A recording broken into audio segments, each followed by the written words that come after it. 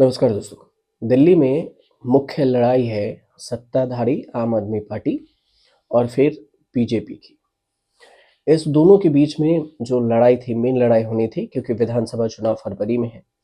लेकिन इस बीच में कांग्रेस के एक्टिव हो जाने से मुकाबला त्रिकोणीय हो गया है और दिख भी रहा है। जैसे जैसे विधानसभा चुनाव करीब आ रहे हैं, आम आदमी पार्टी के जो मुखिया है अरविंद केजरीवाल, और उनके खिलाफ ऐसा लगता है कि बीजेपी से ज़्यादा आक्रामक कांग्रेस होती जा रही है। और अब तो कांग्रेस को आम आदमी पार्टी इंडिया गठबंधन से ही बाहर करवाना चाहती है। आम आदमी पार्टी का कहना है कि कांग्रेस के जो नेता हैं वो सार्वजनिक मंचों से उनके नेताओं को भला बुरा कह रहे हैं और अरविंद केजरीवाल को देशद्रोही तक कहा जा रहा है। हद तो तब हो जाती है जब अरविंद केजरीवाल के खिलाफ चुनाव लड़ने जा रहे संदीप दीक्षित और मनीष सिसोदिया के खिलाफ कांग्रेस की तरफ से चैलेंज करने वाले फरहाद सूरी पर आम आदमी पार्टी इल्जाम लगा रही है कि वे बीजेपी के फंड लेकर उनके नेताओं के खिलाफ चुनाव लड़ रहे हैं। सुनकर भले ही अजीब लग रहा हो, लेकिन यही सब सुनने को मिल रहा है दिल्ली की राजनीति में। ये सब किस तरह के चुनावी रणनीति का हिस्सा है पता नहीं, लेकिन क्या दिल्ली का वोटर ऐसा है कि आम आदमी पार्टी के नेताओं की बातें सुनकर आसानी से मान लेगा? और अगर ऐसा नहीं भी हो सकता है तो ये नेता ऐसी बातें क्यों बोल रहे हैं जिनका कोई मतलब ही नहीं है? आम आदमी पार्टी और कांग्रेस, बीजेपी, तीनों के बीच में ताजा लड़ाई है अरविंद केजरीवाल की कुछ हालिया घोषणाओं को लेकर। अरविंद केजरीवाल की घोषणाओं के खिलाफ दिल्ली सरकार के ही अधिकारियों ने अखबारों में विज्ञापन देकर फ्रॉड एक्ट बताया है। तो फिर यूथ कांग्रेस की तरफ से पुलिस में एफआईआर तक दर्ज कराई गई है और ये लिखित में शिकायत दी गई है। और इसी बात से दिल्ली के मुख्यमंत्री आतिशी मार लेना और आम आदमी पार्टी के जो राज्यसभा सांसद है संजय सिंह कांग्रेस पर हमलावर हो गए। अब आम आदमी पार्टी और कांग्रेस आमने सामने है। बीजेपी को सीधा होना चाहिए था आमने सामने, लेकिन कांग्रेस से, ये कांग्रेस ही है जिसने सबसे पहले दिल्ली शराब नीति केस में आपराधिक शिकायत भी दर्ज कराई थी और अब यूथ कांग्रेस ने भी वैसा ही काम किया है। ऐसे में आम आदमी पार्टी का आपसे बाहर हो जाना ये स्वाभाविक है कि आपा खो गए हैं। अरविंद केजरीवाल ने हाल ही में बुजुर्गों के लिए संजीवनी योजना, महिलाओं के लिए सम्मान स्कीम का ऐलान किया था।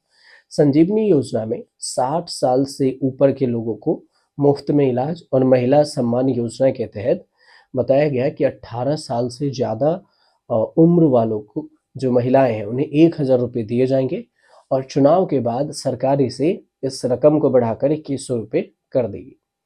लेकिन दिल्ली सरकार के 2 विभागों की तरफ से अखबारों में विज्ञापन देकर बताया गया कि महिला सम्मान और संजीवनी जैसी कोई योजना है ही नहीं। महिला और बाल विकास विभाग की तरफ से कहा गया कि महिला सम्मान योजना जैसा कोई नोटिफिकेशन जारी नहीं किया गया है। वैसे ही दिल्ली के स्वास्थ्य और परिवार कल्याण विभाग ने संजीवनी योजना को लेकर कहा कि सरकार ऐसी कोई स्कीम नहीं ला रही है। लगे हाथ लोगों को रजिस्ट्रेशन के नाम निजी जानकारी शेयर न करने की भी सलाह दे दी।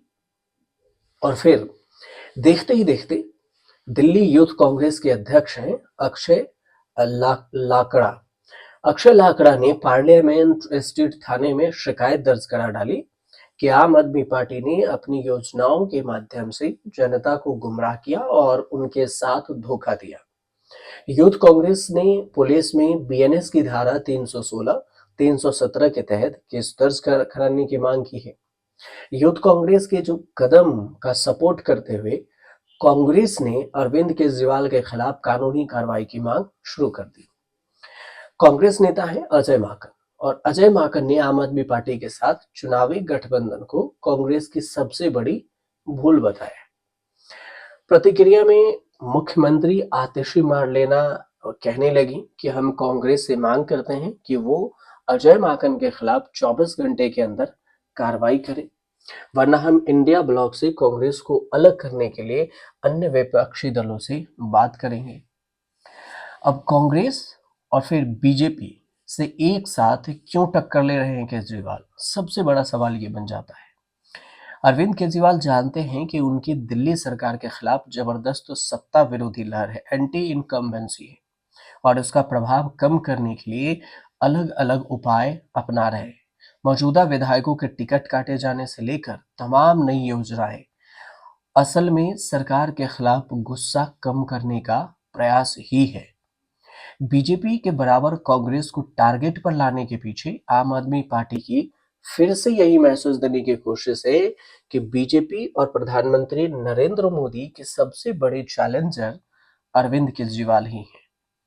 दिल्ली में बीजेपी की तरफ से भले ही आम आदमी पार्टी के नेताओं को घेरने की कोशिशें खबरों के जरिए सामने आ रही हो, लेकिन अभी तक ये साफ नहीं है कि बीजेपी की तरफ से चेहरा कौन होगा, और खासकर सीएम का चेहरा। कोई चेहरा घोषित नहीं किया जाएगा तो फिर प्रधानमंत्री नरेंद्र मोदी ही फ्रंट पर होंगे। और अरविंद केजरीवाल इसी बात के लिए बीजेपी के बराबर कांग्रेस पर भी हमलावर हैं। अलग अलग तरीके से वो दिल्ली वालों को यही समझाने की कोशिश कर रहे हैं कि कांग्रेस को वोट देना लोगों के लिए अपना वोट बर्बाद करने जैसा है, और अगर कांग्रेस को वोट देने से कोई फायदा नहीं है तो इसीलिए आम आदमी पार्टी को वोट दिया जाए। अरविंद केजरीवाल यही समझाने की कोशिश कर रहे हैं।